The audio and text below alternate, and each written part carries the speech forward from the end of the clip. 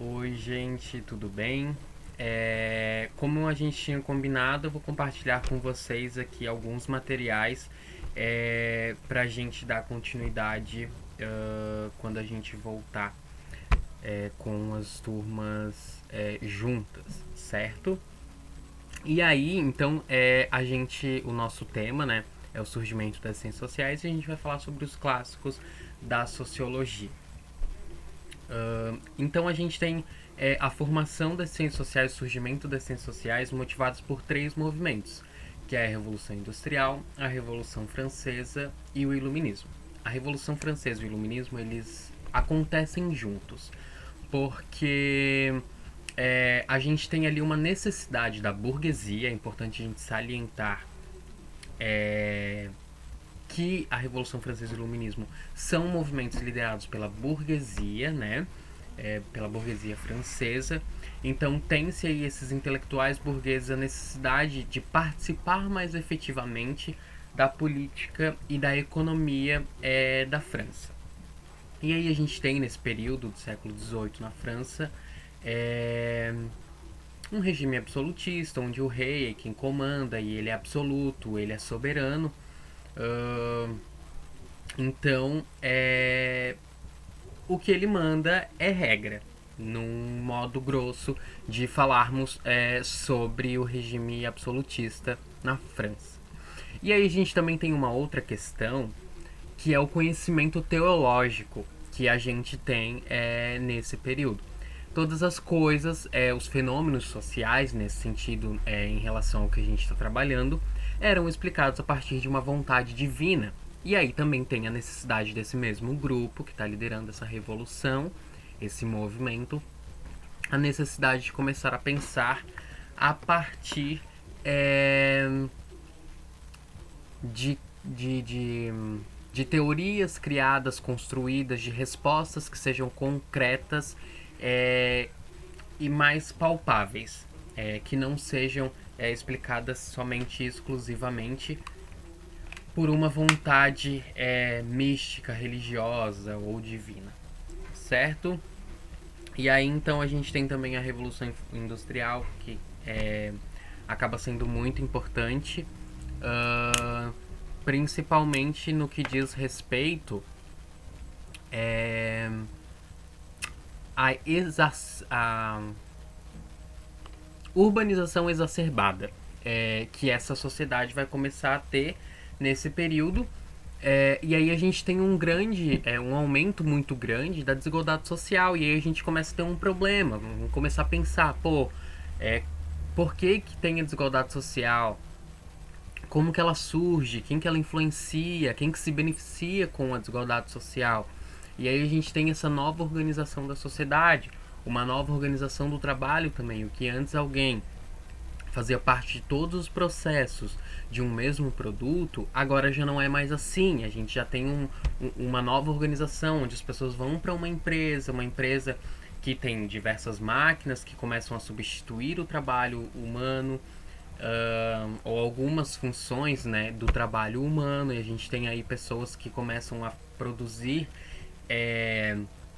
a partir de funções, que a gente vai conversar um pouco mais para frente quando a gente falar de Durkheim, que ele vai propor o funcionalismo. Então a gente tem essas ideias que são construídas, essas necessidades, né, que se constroem a partir desses três movimentos, que é a Revolução Industrial, o Iluminismo e a Revolução Francesa. E a gente tem então a sociologia, a antropologia e a ciência política, as três ciências que são as ciências sociais, que vão ser as diretrizes, né, dessa ciência social. E aí, quando a gente fala de sociologia, a gente precisa, antes de falar de Durkheim, Marx e Weber, a gente precisa falar do Auguste Comte. Ele é um filósofo francês do século XX. E aí ele é o primeiro, ele é quem vai construir a ideia de sociologia como uma ciência social. Mas, inicialmente, ele vai chamar essa ciência social, a sociologia, de física social, por causa de alguns aspectos. Ele vai dizer que essa física social, essa ciência da sociedade, ela vai estudar os fenômenos sociais como se estudam as outras ciências, nesse caso as naturais, a física e a biologia, por exemplo, porque ela é uma ciência como essas outras ciências. Então ela vai precisar ser estudada como elas, ou seja, a partir da experimentação e da observação. O Comte, então, ele vai propor a ideia de que, por exemplo, eu pego um fenômeno social, a desigualdade social que a gente está trabalhando. Eu chego, faço os meus estudos sobre a desigualdade social, crio as teorias, etc. Tá tudo aqui. Eu chego para uma pessoa, para um proletariado, por exemplo. Chega assim, ó, existe desigualdade social por causa disso, disso, aquilo, tá tudo aqui explicadinho, tá? Só que assim, ó, ao contrário do que a Revolução Francesa propunha, por exemplo, uma mudança na sociedade, mudanças sociais, né, nesse sentido, a participação da burguesia na política e na economia da França, ele vai dizer assim, ó, é isso, não tem como mudar, a gente não pode mudar. Então, para ele, a ciência social, ela vai ser responsável, é dever dela, explicar os fenômenos sociais, criar teorias e estudos sobre ele, entretanto, sem propor nenhuma ideia revolucionária, ou seja, sem perspectiva de mudança social. Beleza? E aí, então, a gente ele cria três leis de estados da ciência. Ele vai dizer que ela inicia, a ciência ela se inicia num estado teológico. Posteriormente, ela vai para o metafísico, que se opõe ao teológico, que é então um estudo concreto do fenômeno social, diferente do teológico, que era a partir de explicações divinas, mitológicas, etc. E o terceiro estado, que é o positivo, por isso que ele é um positivista. Ele vai dizer que esse terceiro estado é o mais completo, é o momento que o cara vai chegar e vai dizer assim, eu sou um cientista social, eu produzo ciência, eu estudo, eu pego um fenômeno social e eu falo sobre ele e as pessoas entendem. E nesse sentido as pessoas entendem, se convencem daquelas coisas. Como, por exemplo, a gente vai falar sobre o movimento da Terra. A gente sabe que a Terra gira em torno do Sol e pronto, a gente vai estudar esse movimento, pensar, né, em como isso acontece, etc e tal. Entretanto, a gente não vai pensar em formas de mudar o movimento da Terra. A gente não vai, agora é o Sol que vai girar em torno da Terra. Ou então a gente vai chegar lá assim, a Terra agora ela quica. Não, a gente não tem esse poder e da mesma maneira ele enxerga a ciência natural, a ciência social, perdão. A gente não vai poder propor nenhum ato revolucionário, nenhum ato de mudança nos fenômenos sociais. E aí a gente chega no Durkheim, porque Durkheim também é um sociólogo positivista, e aí sim, um sociólogo, por isso que dizem que ele é o pai da sociologia, ele quem vai iniciar o pensamento da sociologia, porque diferente do Comte, que fica mais focado na filosofia, por ele ser um filósofo, Durkheim vai começar a produzir ciência, pensar os fenômenos sociais e estudá-los, criar teorias, etc. Ele vai seguir nesse caminho do Comte de dizer o fato, o fenômeno, ele é assim e convençam-se disso. É basicamente isso. E aí ele vai construir algumas ideias, alguns pensamentos ao longo da sua jornada, da sua contribuição para a sociologia. E três deles são o fato social, os estudos dele sobre o suicídio e o modelo funcionalista, o funcionalismo. Então a gente tem, vamos começar pelo fato social, que basicamente ele propõe que a sociedade é orgânica. Os atos, os fenômenos sociais, nesse sentido, a sociedade vai influenciar a vida e as ações do indivíduo, e não o indivíduo, as ações do indivíduo vão influenciar a organização social. Vai ser de fora para dentro. Então ele fala dos fenômenos sociais nesse sentido. Os fatos sociais, eles são externos, eles são gerais e são coercitivos. Externos porque existem fora do indivíduo, independem de nós, indivíduos, enquanto indivíduo, para existir e para funcionar, para acontecer. Geral porque existe nas diversas sociedades, se não em todas, mas na grande maioria, e coercitivo porque te obriga a fazer a fazer essa ação, e a falta, né, você não fazer essa ação vai te propor uma punição, uma consequência. E aí a gente tem o exemplo de usar roupas, por exemplo. A gente usa roupas porque é geral, é um fato social, existe nas diversas sociedades o uso, a obrigatoriedade do uso de roupas. É externo porque está fora de nós, independe da gente, de mim, William, enquanto indivíduo, querer usar roupa ou não. Eu sou obrigado a usar roupas, porque senão eu vou ter uma penalidade, eu vou ser preso por atentado ao pudor. E aí, por isso, ele é coercitivo, porque ele vai me obrigar a fazer isso, senão eu vou sofrer uma consequência, certo? Então, sobre o fato social, é isso. A gente tem ações sociais construídas independente dos indivíduos e que acontecem nas sociedades e que influenciam o indivíduo a fazer isso. Então, as ações, os fatos sociais, eles vão influenciar a vida e como os indivíduos vão se organizar. Então, a gente vai viver de acordo com o que a sociedade propõe pra gente.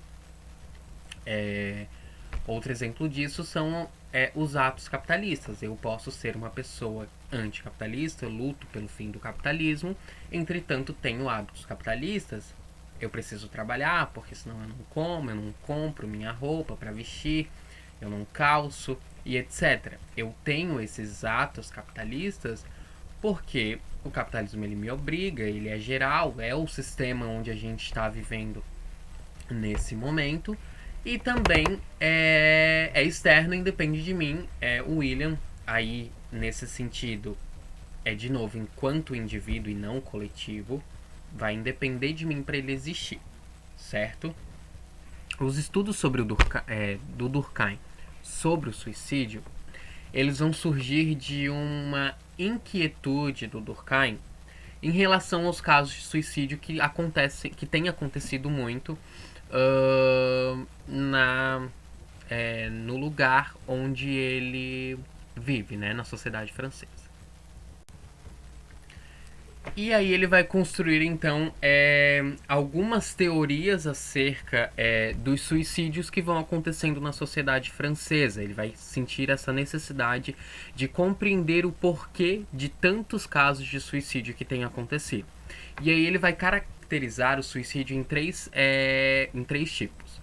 O suicídio anômico, que é o suicídio em meio a grandes crises. As pessoas não suportarão as crises aí em grande escala, e a saída que elas vão encontrar é o suicídio. A gente tem, por exemplo, pessoas que investem na bolsa de valores, etc. As pessoas vão buscando recursos, vão crescendo e tal, ganhando cada vez mais dinheiro, e num determinado momento elas se encontram num beco sem saída. Não necessariamente começam a perder tudo, mas elas percebem que vão começar a perder, etc e tal, e elas encontram no suicídio a saída para sair nesse sentido, né, dessa crise, desse beco sem saída, dessa pressão, né, que aí a sociedade, né, o social, impõe sobre o indivíduo. Então, o suicídio anômico é esse suicídio que vai acontecer em meio a grandes crises, as pessoas não suportarão passar por elas. E aí o suicídio vai ser uma saída. Ele tipifica também como o suicídio altruísta, que é aquele suicídio que as pessoas entenderão como um dever, né? Em prol de algo que é maior, né, que o indivíduo, como por exemplo o ataque às Torres Gêmeas. Aqueles caras que estavam naqueles aviões, eles sabiam que eles morreriam, Entretanto, eles se sentiam no dever, na obrigação de fazer aquilo em prol de algo que era maior que eles, nesse caso, o Estado Islâmico. E aí a gente percebe que manter a vida ali nessa relação era algo em segundo plano. Eles precisavam defender o Estado Islâmico, e fizeram isso entendendo que era um dever, uma obrigação, cometer aquele suicídio, né? Nesse sentido aí, a fazer aqueles ataques às Torres Gêmeas no 11 de setembro de 2001. Inclusive ontem aconteceram, eu ia falar comemorações, mas não é, as memórias, etc e tal. Vários documentários que passam na TV também, relembrando com cenas e tudo mais. E aí ele caracteriza um terceiro tipo de suicídio, que é o suicídio egoísta. E aí o nome, ele sugere algo, mas na verdade não é o que parece. Quando ele fala egoísta, ele não está falando do indivíduo. A gente precisa lembrar que a gente está falando das relações sociais, da organização social, dos fatos sociais sobre os indivíduos. Então a gente precisa entender que não é a pessoa que cometeu o suicídio que é egoísta. Não. Ele vai dizer nesse sentido que as relações sociais, elas começam a se afrouxar, as pessoas começam a se tornar mais individualistas, pensar mais em si, pensar menos no coletivo. E para algumas pessoas isso vai ser muito complicado, isso vai ser muito difícil de suportar e de passar por isso. E aí essas pessoas se matam, as pessoas se suicidam, elas não conseguem viver nessa sociedade que é individualista, que é egoísta. E aí o fim que elas encontram, né, para isso, não, para mim não dá, não suporto, não consigo, eu vou lá e me mato. Então, o Durkheim, a partir dos estudos dele que ele constrói sobre o suicídio, ele vai caracterizar nesses três tipos, o egoísta, o altruísta e o anômico,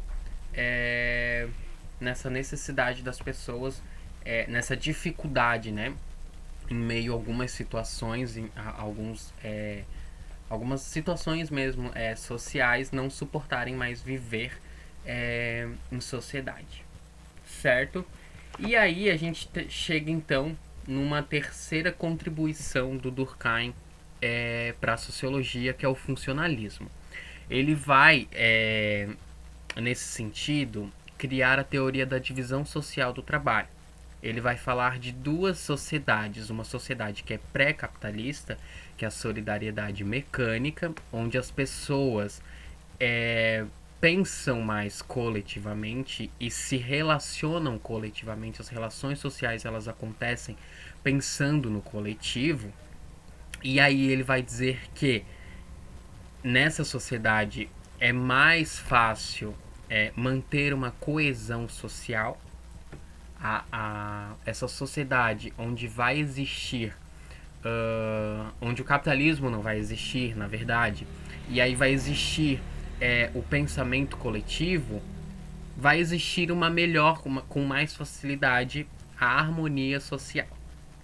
Já na sociedade com uma solidariedade orgânica, onde o capitalismo já é instaurado como sistema, vai existir a divisão social do trabalho. As pessoas terão funções e a partir dessas funções as pessoas se tornarão mais individualistas, vão começar a pensar mais em si, vão começar a perder esse hábito e esse pensamento coletivo. E aí as pessoas se tornarão mais egoístas, e já vai ser mais difícil a gente manter uma harmonia social, a coesão social, né, que Durkheim chama. Ele vai dizer, por exemplo, que nessa relação de função, a greve dos caminhoneiros de 2018, por exemplo, que quando esses caras pararam, o Brasil parou também, não tinham recursos cabíveis para manter o Brasil organizado sem que esses caras voltassem a trabalhar, porque faltava gasolina nos postos, abastecimento de comida nos mercados, matadouros, etc. Assim, produtos estragando na estrada. Então a gente teve, a partir dessa paralisação desses caras, uma desordem social. A gente não conseguiu se organizar enquanto eles não voltaram. Por quê? Eles não fizeram a função deles. E aí, outras pessoas não conseguiam fazer a sua função. E aí a gente percebe então que não conseguimos manter uma harmonia social quando não estamos todos fazendo o nosso trabalhinho direitinho como devemos fazer. Certo? Sobre o surgimento das ciências sociais, Auguste Comte e Emile Durkheim, é isso. No próximo vídeo falaremos sobre Max Weber e falaremos sobre Karl Marx. Beleza? Até daqui a pouquinho.